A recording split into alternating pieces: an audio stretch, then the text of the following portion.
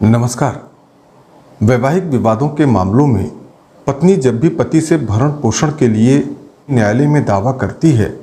तो पति के मन में यह प्रश्न स्वाभाविक रूप से उत्पन्न होता है कि पत्नी द्वारा मांगे गए भरण पोषण की धनराशि में से कितनी धनराशि पत्नी को देने का आदेश न्यायालय द्वारा किया जा सकता है, यानी पति को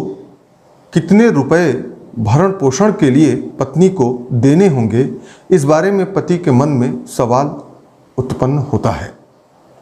तो आज के इस वीडियो में हम आपको इसी से संबंधित जानकारी दे रहे हैं। भरण पोषण के मुकदमे में जब पति कोई सरकारी नौकरी कर रहा होता है तो ऐसी स्थिति में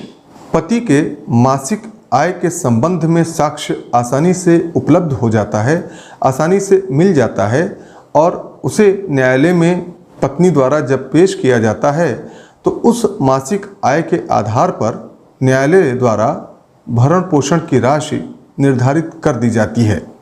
ऐसी स्थिति में पति अपने खर्चों के बारे में और अन्य दायित्वों के संबंध में साक्ष्य प्रस्तुत करके न्यायालय द्वारा निर्धारित किए जाने वाले धनराशि को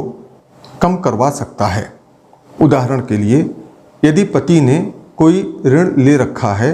या पति के आय पर आश्रित परिवार में अन्य सदस्य भी हैं या कोई अन्य प्रकार के खर्च पति द्वारा किए जा रहे हैं, तो उन सभी खर्चों को देखते हुए पति के आय में से एक निश्चित धनराशि पत्नी को दिए जाने का आदेश न्यायालय द्वारा किया जा सकता है। यह धनराशि कितनी हो सकती है, इसके बारे में किसी भी कानून में कोई प्रावधान नहीं दिया गया है। पहले इस संबंध में कई कानूनों में कुछ प्रावधान दिए हुए थे कि पति के आय में से कितना हिस्सा पत्नी को भरण पोषण के लिए दिया जा सकता है, लेकिन वर्तमान में ऐसा कोई प्रावधान मौजूद नहीं है। जैसे कि दंड प्रक्रिया संहिता की धारा 125 के तहत पहले 500 रुपये पत्नी को भरण पोषण दिए जाने का प्रावधान था, जिसे बाद में बढ़ाकर 5000 रुपये किया गया था, लेकिन इस समय इस प्रावधान को समाप्त कर दिया गया है और यह न्यायालय के विवेक पर निर्भर करता है कि पति और पत्नी के स्टेटस को देखते हुए, जीवन यापन के ढंग को देखते हुए, रहन सहन को देखते हुए, जीवन के स्तर को देखते हुए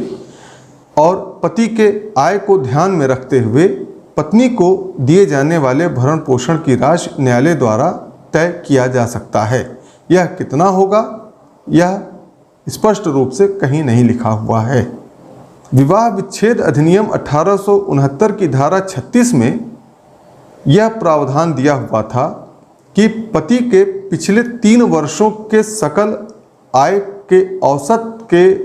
1/5 हिस्सा भरण पोषण के रूप में पत्नी को दिया जा सकता है और यह 1/5 भाग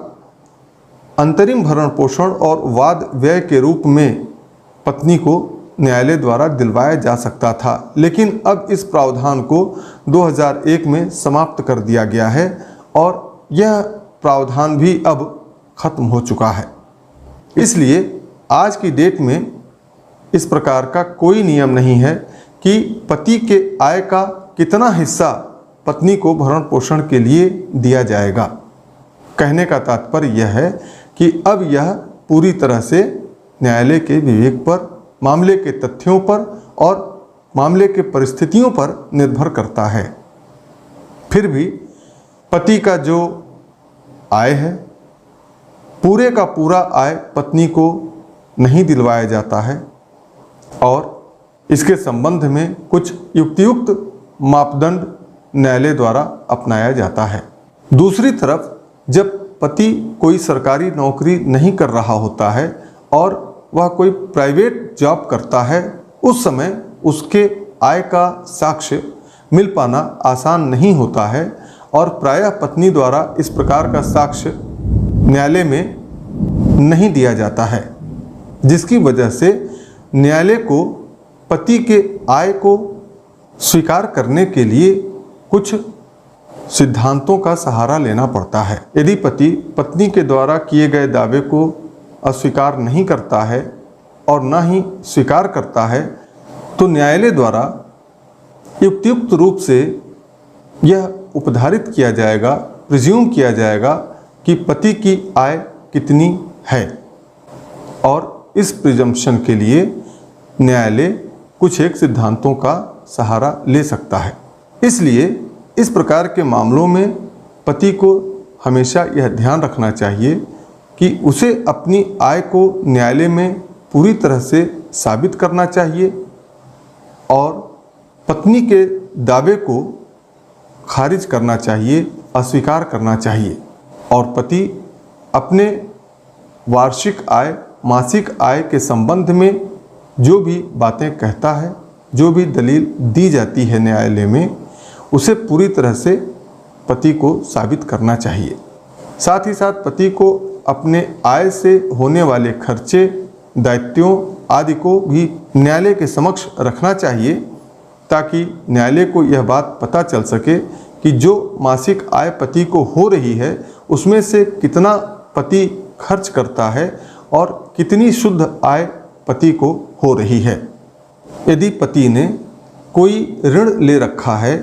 या यदि उसका कोई बकाया चल रहा है तो इन तथ्यों को भी न्यायालय के समक्ष पति को रखना चाहिए। जैसे कि मान लीजिए पति ने कोई एजुकेशन लोन ले रखा है, कोई मेडिकल लोन ले रखा है, तो उसे न्यायालय में इन तथ्यों को बताना चाहिए।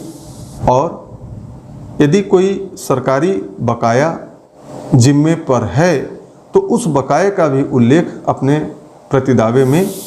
पति को करना चाहिए।